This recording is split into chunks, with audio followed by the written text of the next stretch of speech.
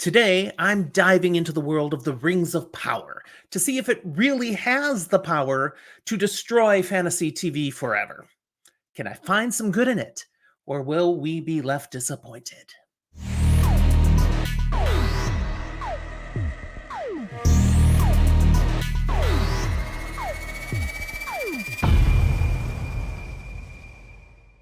There's a long history of fans disagreeing with adaptations. Don't get me started about the Shannara Chronicles. And The Wheel of Time is quite the contentious TV production to discuss. But neither of them were or are in quite the position to do the level of harm to the fantasy genre appearing on television as The Lord of The Rings of Power. Now, with season 2 appearing on Prime Video. Understand me, I am not a hater. I love fantasy fiction, and Tolkien's works are early loves of mine, but I'm not a rigid absolutist. Go ahead and make changes for television. Heck, you can make up entire characters and storylines in the world that Tolkien created, and it can be great. While I may not care for some of the actual adaptation choices those producing The Rings of Power are making, that's not the crux of this episode. My issue is that they're making poor television. Let me set the stage by highlighting three other series that you are probably familiar with and what they did on the screen. Let's look at Game of Thrones first. This was groundbreaking, high quality fantasy for television, proving you could actually pour big bucks into taking full on fantasy fiction and converting it to the TV screen, and people would get it. They would love it, even when they hadn't read the books. Even when they'd never cracked open a single fantasy novel, they could love this. Now, how did they do it? Fantastic acting, skillful adapting of the source material, excellent attention to all the details, setting, costuming, music, special effects. And again, the acting. The cast they gathered for Game of Thrones, oh, fantastic. Top notch performers, many of them whom we continue to see in various shows to this day, and love seeing them every time we do. Game of Thrones does drop off a bit those last couple of seasons, especially the final, season 8, when they were just making up the story themselves as they'd gotten past the source material. Yeah, George R.R. Martin was an executive producer, but he's kind of letting them do their own thing, and his failure to complete the last two books of the series really hurts the quality of the TV show. Basically, the story declines. And so, in season 8, we have a weaker story, and they're not paying as much attention to all those little details that they really delivered on in previous seasons. So, it doesn't come through quite as strongly as the rest. It was unfortunate. I love Game of Thrones, and it kind of ends on a whimper. But really, it's the story that I want to hit on. When the story was rock solid, the show was fantastic. When the story starts to fail, people don't care about watching as much anymore. Now let's talk about a recent series that has definitely failed, and that would be The Acolyte, a Star Wars TV adaptation on Disney Plus. The failure of this production, it screams to the importance of a well-written story, portrayed with strong acting and fantastic dialogue. Because it seems like The Acolyte didn't quite have it. And I'm a good example of how The Acolyte failed, because I never even tried it. I'm a longtime Star Wars fan and viewer, but nothing I saw in the promos of the story they were putting out here interested me at all. I'm like, I don't need that. It just didn't grab me. And when I read reviews and criticisms, people who did try The Acolyte did watch it. The story was just okay.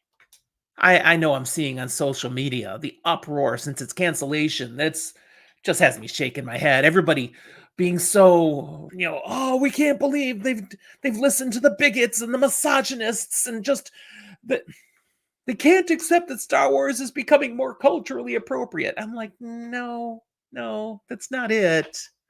The story wasn't good enough, because I'm telling you, if it had a great gripping story, people would watch it anyways. There's plenty of other examples out there of shows like that. This one just didn't have enough. When the story fails, when it's too weak, people don't care. And then shows get canceled. Now let's talk about The Wheel of Time. This is my last example. Oh my goodness. This is a very contentious show among a rabid fan base about the adaptation choices that are being made. I have friends who absolutely love it. I have others who cannot stand it and will not watch anymore. They're ruining my favorite book series, is some of the things I hear from people. And I'll admit, I don't like some of the adaptation choices that they've made, but I'm still watching the show because they are still putting out a compelling story. One that has people talking, one that has people come back to see the next episode. And this they're doing with a fraction of the money that Prime is also spending on Rings of Power. So, what is so bad about the Rings of Power? All right, I got 4 points for you. Number one, nonsensical character decisions. For example, many of the actions of characters in Numenor, particularly the leadership, fall into this category. It does not make any sense. There is some source material they're drawing from, but they're filling in a lot of other things. And some of the things they're coming up with, it's just, what? And to the casual viewer, it doesn't work.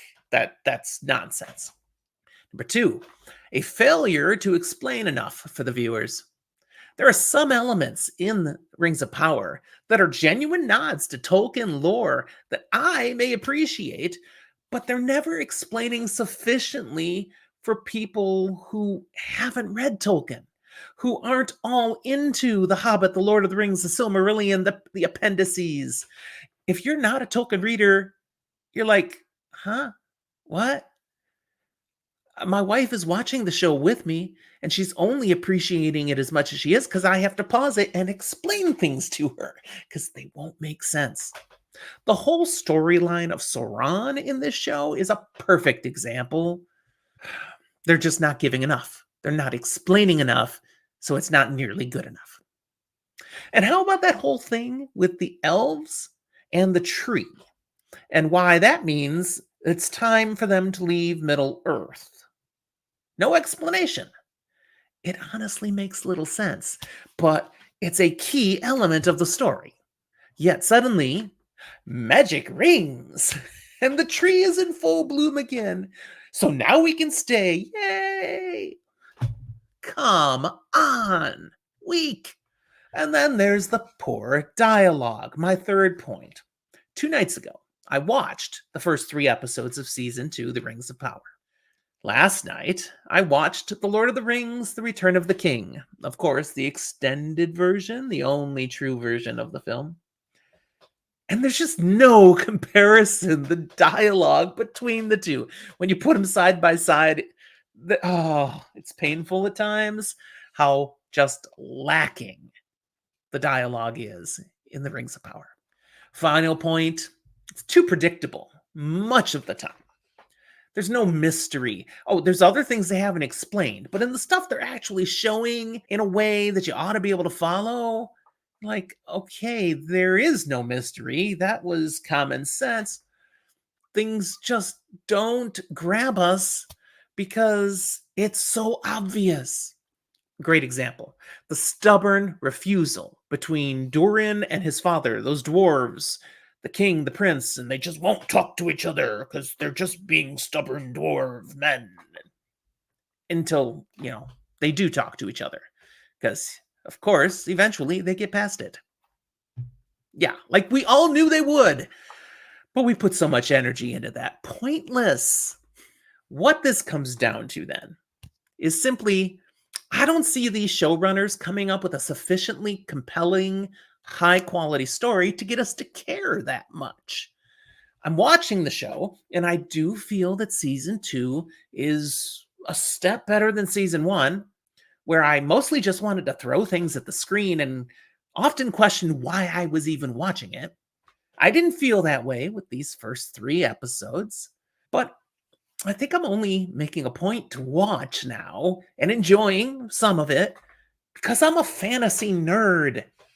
There's nothing in this that would really be compelling to people outside my niche.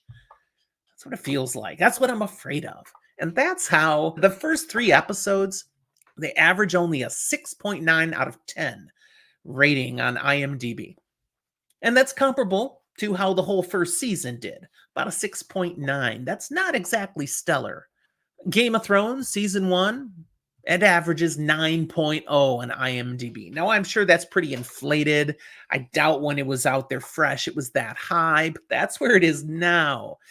Looking at something that's a little more current, we've got The Wheel of Time. When I look at The Wheel of Time on IMDb, its first season, 7.5. And that was with the final episode that was a train wreck due to COVID that really tanked in its score. And still with that, it averages a 7.5 for season 1. Now, The Rings of Power, it's not scoring the Acolyte bad, which literally is a 5.0 on IMDb for season 1, which now is the one and only season. But still, for all the money and emphasis that Amazon has put into The Rings of Power and the marketing, for goodness sake, the ratings being just in the 6s are a red flag, a big red flag. And it matches my feeling that this show is, it's just tolerable. It's okay, but it's nothing to write home about. We need better. The Wheel of Time averaged a 7.5, again, with its first 3 episodes of season 2. These shows, are kind of like side by side coming out, but Rings of Power gets all the attention and the money, and The Wheel of Time, with less, is trying to do something good. It beat Rings of Power in the first season. Now, here's season 2 came out last year. 7.5 again for the first 3 episodes. So similar to Rings of Power, it held consistent with its first season on those next 3 episodes. But then things took off with The Wheel of Time.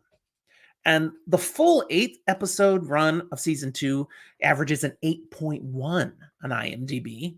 And if I leave off those first 3, it actually gets an 8.4 on just episodes 4 through 8. That's the type of takeoff the Rings of Power needs if it's going to turn the corner and become a successful show. What do you think? Will it do it? I haven't seen enough signs to have any confidence.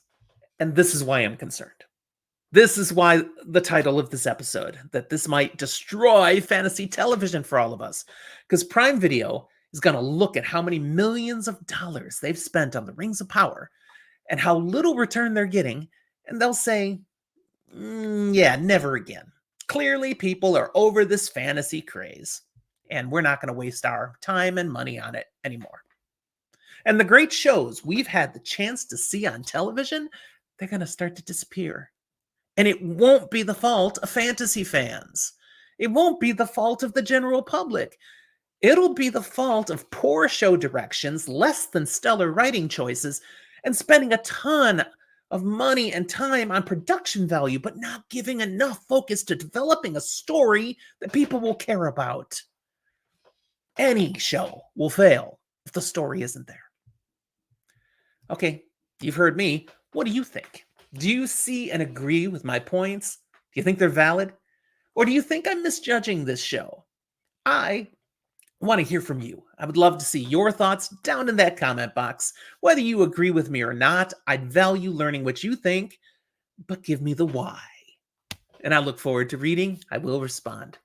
And be sure to like, subscribe, and click that notification bell to catch more episodes like this coming out on Fantasy for the Ages in the future. Thanks for watching. We'll talk to you next time.